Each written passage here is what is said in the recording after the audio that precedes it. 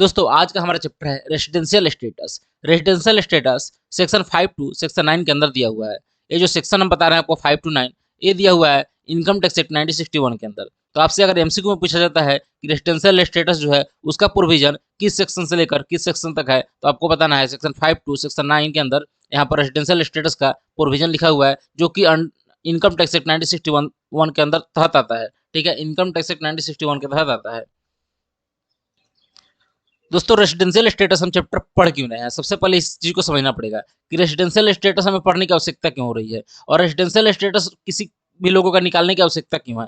तो सबसे पहले आपको बता दें कि जो हमारे देश में टैक्स चार्ज किया जाता है, जो लोगों पर टैक्स लगाया जाता है, तो रेसिडेंशियल स्टेटस के ऊपर लगाया जाता है। अगर किसी का रेसिडेंशियल स्टेटस आर ओ वर्ग के कैटेगरी में आता है, किसी का आर एन वर्ग के कैटेगरी में आता है और किसी का एन आर के कैटेगरी में आता है, तो उनका अलग अलग तरीके से टैक्सेबिलिटी आता है। ठीक है, तो आर ओ वर्ग क्या होता है, आर एन वर्ग क्या होता है और एन आर क्या होता है, इन सब चीज़ों के बारे में हम डिटेल में समझने वाले हैं। दोस्तों वीडियो में अंत तक बने रहिएगा। वीडियो अगर अच्छा लगे तो वीडियो को लाइक कीजिएगा, चैनल को सब्सक्राइब कीजिएगा और दोस्तों के साथ शेयर कीजिएगा। तो जनरली जो हमारा रेसिडेंशियल स्टेटस है इसमें हम यहाँ पर चेक करते हैं कि हमारे जो देश में लोग रहते हैं उनमें से कौन सा रेसिडेंट कहलाएगा और कौन सा रेसिडेंट नहीं कहलाएगा। ठीक है, आज इस चीज़ को हम समझने वाले हैं। और अगर रेसिडेंट कहलाएगा भी तो रेसिडेंट में भी दो तरह के होते हैं, आर ओ आर और आर एन ओ आर, यानी रेसिडेंट बट ऑर्डिनरी रेसिडेंट और दूसरा होता है resident but not ordinary resident. ठीक है, तो इन तीन चीज़ों को हम समझने वाले हैं कि आर ओ आर क्या होता है, आर एन ओ आर क्या होता है, फिर नॉन रेसिडेंट क्या होता है यानी एन आर क्या होता है। तो इन तीन चीज़ों को समझने के बाद आपको अच्छे से क्लैरिटी आएगा कि यहाँ पर किसका कैसे टैक्सेबिलिटी होता है। जनरली हम यहाँ पर टैक्सेबिलिटी नहीं समझने वाले हैं, हम यहाँ पर समझने वाले हैं कि यहाँ पर आर ओ आर कैसे निकालते हैं, आर एन ओ आर कैसे निकालते हैं और यहाँ पर रेसिडेंट और नॉन रेसिडेंट कैसे निकालते हैं। मतलब इन लोगों को हम कैसे पहचान पाएंगे कि कोई इंसान रेसिडेंट है, कोई इंसान नॉन रेसिडेंट है, कोई इंसान आर एन ओ आर है, कोई इंसान आर ओ आर है। तो इस चीज़ को हम कैसे समझ पाएंगे, उस चीज़ को ही समझने वाले हैं। सबसे पहले आप यहाँ पर मेन पॉइंट देखिएगा, total income of SSC is based on the residential status of the assessee. जो टोटल इनकम है एसएससी का, यानी एसएससी का मतलब होता है टैक्स पेयर, जो पैसा टैक्स पे करने वाला है। ठीक है, जैसे जो कोई पर्सन हुआ उसे टैक्स पे करना है, तो जो टैक्स पे करेगा वो एसएससी कहलाता है। तो टोटल इनकम जो एसएससी का होता है वो बेस होता है रेसिडेंशियल स्टेटस, मतलब उस एसएससी का रेसिडेंशियल स्टेटस कैसा है उसके बेस पे उसका जो इनकम है वो चार्जेबल होता है। जो उसके ऊपर टैक्स लगाया जाता है वो रेसिडेंशियल स्टेटस के अकॉर्डिंग लगाया जाता है। तो हम इस चैप्टर में सबसे पहले देखने वाले हैं कि हम यहाँ पर रेसिडेंट किसे बोलते हैं और नॉन रेसिडेंट किसे बोलते हैं। जनरली हम समझेंगे यहाँ पर कि रेसिडेंट हमारे यहाँ कौन माना जाएगा और नॉन रेसिडेंट कौन माना जाएगा। तो हम सबसे पहले बात करते हैं रेसिडेंट का कि रेसिडेंट हम किसे मानेंगे। तो अगर कोई भी इंसान, कोई भी इंडिविजुअल, कोई भी एसएससी, यहाँ पर हम बात करते हैं आपको इंडिविजुअल जो हो चाहे एचयूएफ हो, एचयूएफ में कर्ता का हम यहाँ पर रेसिडेंशियल स्टेटस चेक करते हैं। ठीक है, और उसी में बात करें हम इंडिविजुअल का, तो इंडिविजुअल में जैसे हम लोगों की तरह इंसान, उन लोगों का रेसिडेंशियल स्टेटस चेक करते हैं।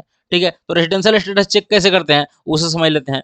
रेसिडेंशियल स्टेटस में यहाँ पर दो चीज निकल के आता है, या तो कोई इंडिविजुअल या फिर कोई कर्ता जो एचयूएफ का होगा वो रेसिडेंट होगा या फिर नॉन रेसिडेंट होगा। कब हम उसे मानेंगे रेसिडेंट है और कब हम मानेंगे नॉन रेसिडेंट है, आइए उसे देख लेते हैं।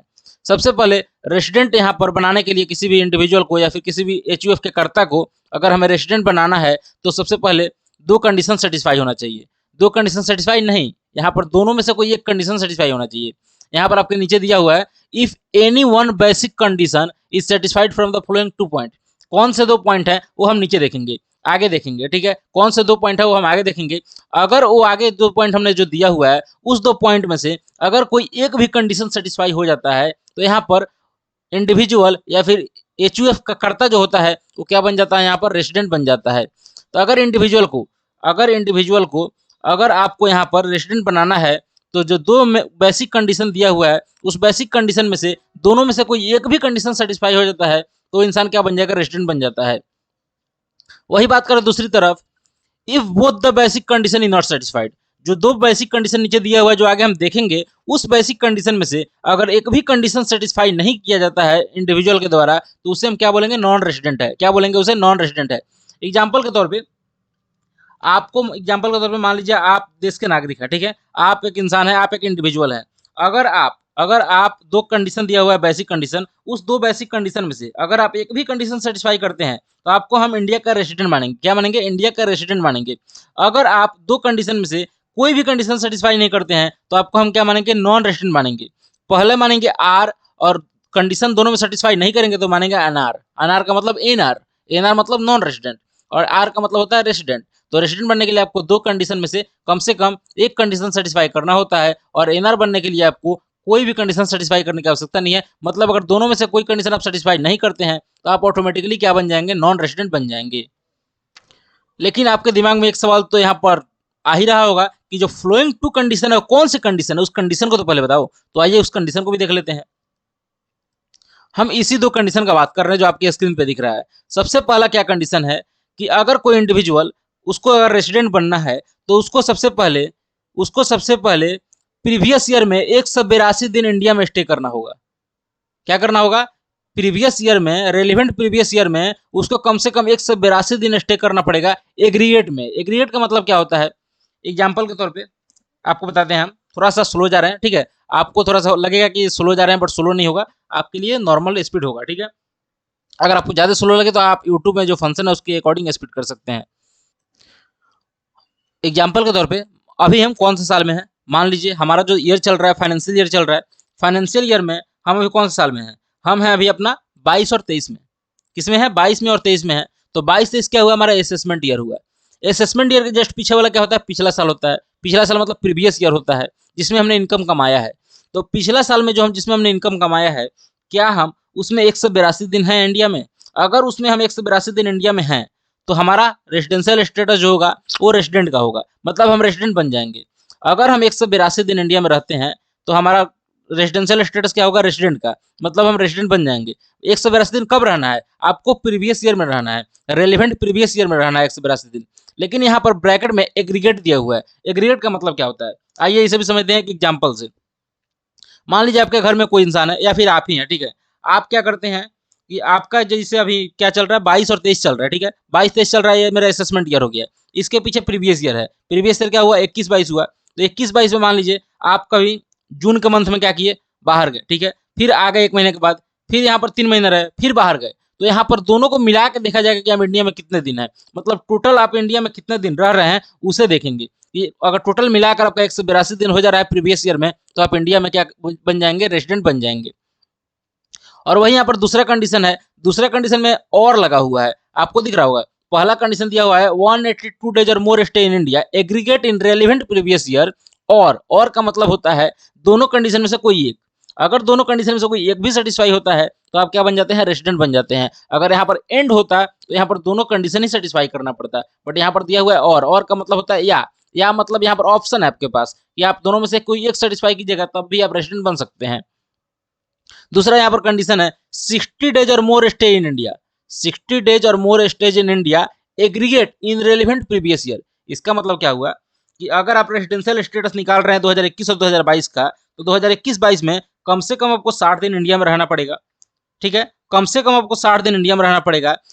एंड उसके बाद एंड दिया हुआ है, दूसरे कंडीशन में एंड दिया हुआ है और इसमें लिखा हुआ है 365 दिन और more in India in 4 immediately preceding relevant previous year. ध्यान से पढ़िएगा, 4 immediately preceding relevant previous year. इसका मतलब क्या होता है, हमारा जो असेसमेंट ईयर चल रहा है वो क्या चल रहा है, 22-23 चल रहा है। जो हमारा प्रीवियस ईयर है वो है क्या है, 21-22 है। 21-22 प्रीवियस ईयर है। तो जो 21-22 प्रीवियस ईयर है उसके प्रीसीडिंग, यहाँ पर बोला जा रहा है 4 इमीडिएटली प्रीसीडिंग। प्रीसीडिंग का मतलब प्रीवियस के पिछला, जो प्रीवियस ईयर है उसके पिछला। यानी हमारा 21-22 प्रीवियस ईयर है, 21-22 प्रीवियस ईयर है, तो हमारा 20-21 फिर यहाँ पर उसके पिछला हुआ, फिर 19-20, फिर 18-19, फिर 17-18, ठीक है। इस तरह हम 4 साल पीछे गिनेंगे। अगर हमारे पास 20-21 हमारा प्रीवियस ईयर है तो उसके पिछले में हम 4 साल काउंट करेंगे और उन 4 साल में देखेंगे कि क्या कोई इंडिविजुअल 365 दिन इंडिया में रहा है। अगर 365 दिन इंडिया में रहा है और 60 दिन भी प्रीवियस ईयर में रहा है, अगर दोनों कंडीशन सेटिस्फाई करता है तो भी वो रेजिडेंट बन जाता है। चाहे वो पहला कंडीशन सेटिस्फाई करे नंबर 1 का या चाहे वो दूसरा कंडीशन सेटिस्फाई करे नंबर 2 का, कोई फर्क नहीं पड़ता। कोई एक कंडीशन भी सेटिस्फाई करेगा तो यहाँ पर क्या बन जाएगा, एक इंसान रेजिडेंट बन जाएगा। लेकिन उसको यहाँ पर दोनों में से कोई एक कंडीशन सेटिस्फाई जरूर करना पड़ेगा तभी वो रेजिडेंट बन पाएगा। लेकिन ध्यान रखिएगा जो सेकंड नंबर का कंडीशन है उसमें भी 2 कंडीशन है। जो सेकंड कंडीशन है उसमें 2 कंडीशन है और वो दोनों कंडीशन कंपलसरी है, वो दोनों ही आपको सेटिस्फाई करना पड़ेगा। आप फर्स्ट सेटिस्फाई कर लिए तो आपको सेकंड देखने की आवश्यकता ही नहीं है। अगर आप सेकंड कैटेगरी सेकंड सेटिस्फाई कर रहे हैं तो आपको दोनों ही सेटिस्फाई करना पड़ेगा, 60 डेज वाला भी और 365 डेज वाला भी। लेकिन आपको अभी भी अच्छे से क्लैरिटी नहीं आया होगा, क्योंकि जब हम प्रैक्टिकल क्वेश्चन इसके ऊपर करेंगे तब आपको और सारा यहाँ पर क्लैरिटी मिलेगा। ठीक है, तो अभी आप प्रोविजन समझ के रखो, आप कंसेप्ट समझ के रखो, आप थ्योरेटिकली समझ के रखो, इसके बाद हम प्रैक्टिकली इसे बताएंगे, उसके बाद आपको अच्छे से और समझ में आ जाएगा। हमने आपको यहाँ पर दिखाया था रेसिडेंट और नॉन रेसिडेंट का, तो इस दोनों में से इन दो जो कंडीशन दिया हुआ है, इन दोनों में से अगर कोई भी कंडीशन सेटिस्फाई नहीं होता है तो क्या बनेगा, नॉन रेसिडेंट बन जाएगा, यानी एनआर बन जाएगा। एनआर बनेगा तो मतलब वो रेसिडेंशियल स्टेटस उसका क्या होगा, नॉन रेसिडेंट का रेसिडेंशियल स्टेटस उसका होगा, वो रेसिडेंट नहीं बन पाएगा अगर दोनों ही कंडीशन सेटिस्फाई नहीं करता है। ये दोनों ही कंडीशन का नाम है बेसिक कंडीशन। क्या है, बेसिक कंडीशन। दोनों कंडीशन का नाम है बेसिक कंडीशन। लेकिन यहाँ पर इसका कुछ एक्सेप्शन है। नीचे में आप रेड कलर के बॉक्स में देख रहे होंगे, in the flowing cases where only first basic condition is to be checked. Important है, समझ के रखिएगा। यहाँ पर क्या बोला जा रहा है कि जो 182 दिन वाला कंडीशन है, कुछ केस ऐसे हैं जहां पर हम 182 दिन वाला ही केस चेक करेंगे।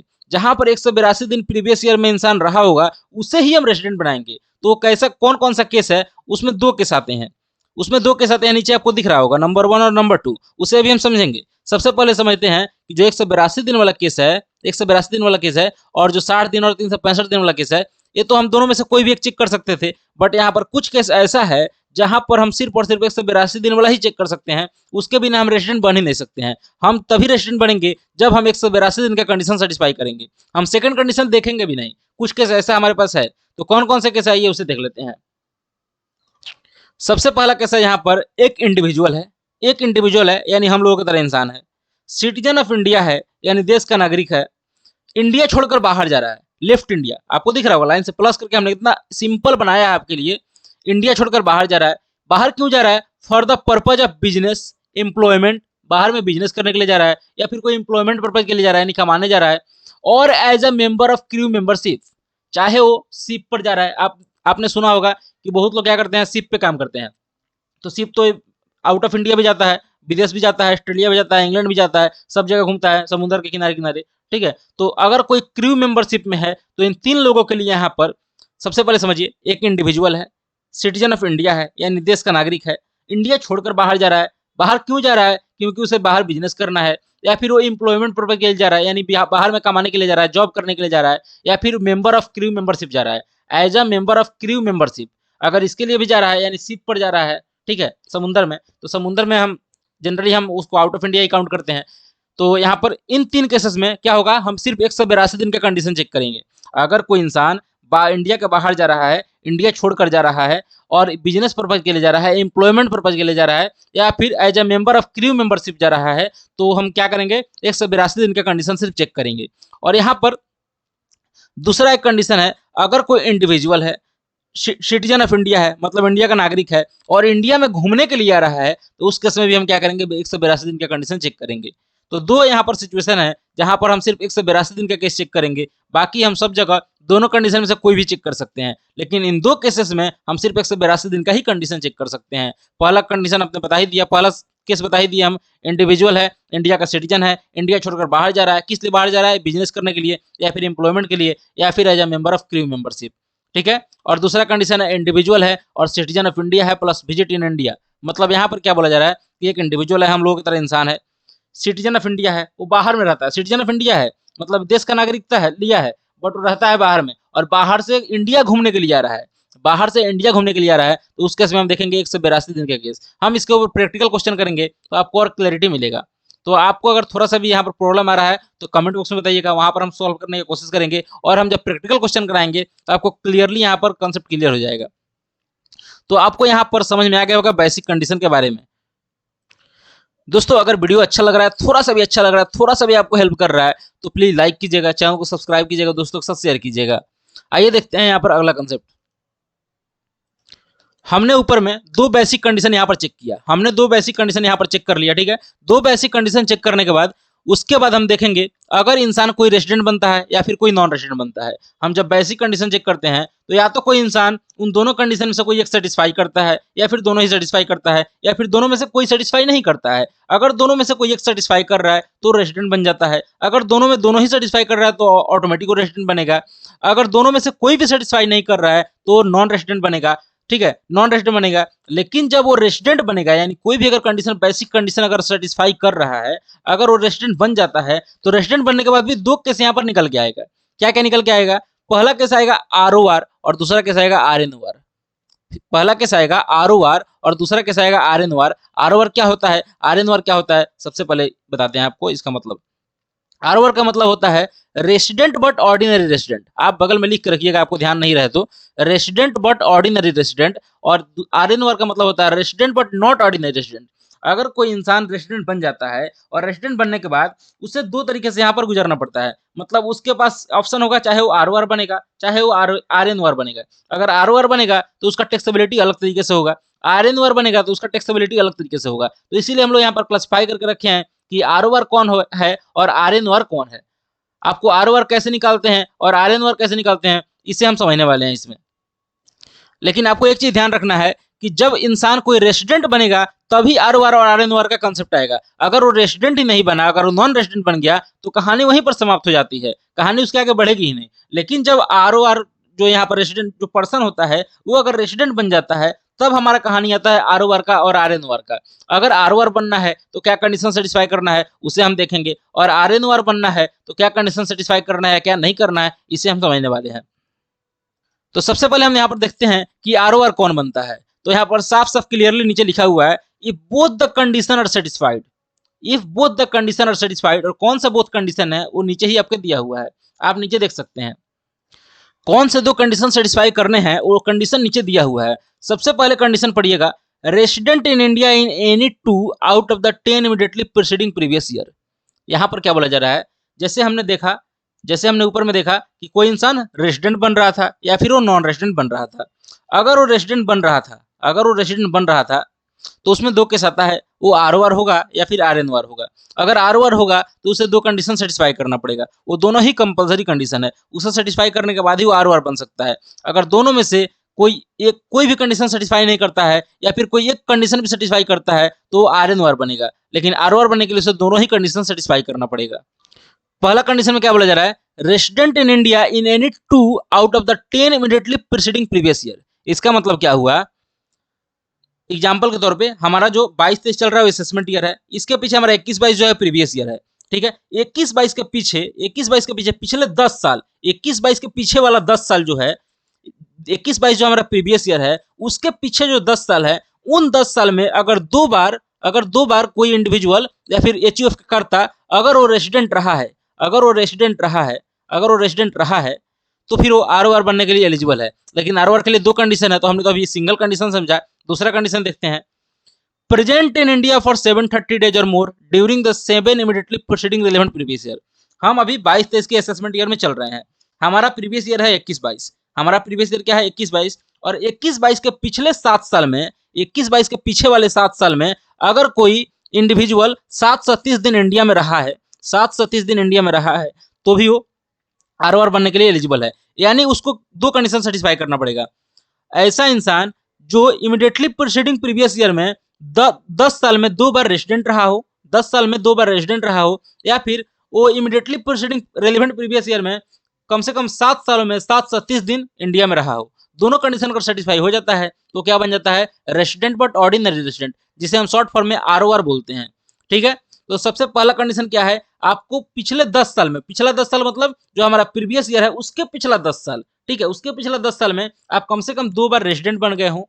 2 बार रेसिडेंट, जैसे कि हमने ऊपर वाला कंडीशन रेसिडेंट का समझा था, उसी तरीके से आप कंडीशन को सेटिस्फाई करके आप 2 बार रेसिडेंट बन गए हो, और आप पिछले 7 सालों में 730 दिन इंडिया में रहे हो, तो आप क्या बन सकते हैं, ROR बन सकते हैं। अदरवाइज अगर आप दोनों में से एक भी कंडीशन सेटिस्फाई करते हैं या फिर आप दोनों ही सेटिस्फाई नहीं करते हैं, तो आप क्या बन जाते हैं, RNOR बन जाते हैं। लेकिन ROR बनने के लिए आपको दोनों ही कंडीशन सेटिस्फाई करना पड़ेगा।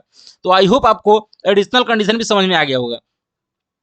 एक चीज आपको बता दें, जो हमने पहले बताया था उसे आप बेसिक कंडीशन बोलेंगे, और जो ए वाला कंडीशन अभी हम बता रहे हैं इसे हम एडिशनल कंडीशन बोलेंगे। क्या बोलेंगे, एडिशनल कंडीशन बोलेंगे।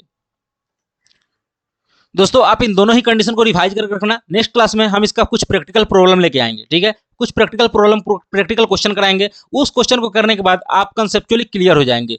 हम अपने तरीके से बहुत अच्छे समझाए हैं, हो सकता है कुछ प्रॉब्लम हो तो आप हमें कमेंट बॉक्स में बताना, हम सुधार करने की कोशिश करेंगे। हम भी अभी मतलब बहुत ज़्यादा एक्सपीरियंस नहीं है टीचिंग का मेरे पास, तो हम भी कहीं ना कहीं एक्सपीरियंस ले रहे हैं। जितना ज़्यादा एक्सपीरियंस होता जाएगा उतना अच्छा हम एक्सप्रेस कर पाएंगे अपने नॉलेज को, और जितना अच्छा एक्सप्रेस कर पाएंगे उतना अच्छा आपको समझ भी आ पाएगा। बट फिर भी हम अपने तरफ से पूरा पूरा कोशिश कर रहे हैं कि आपको अच्छे से समझा दें।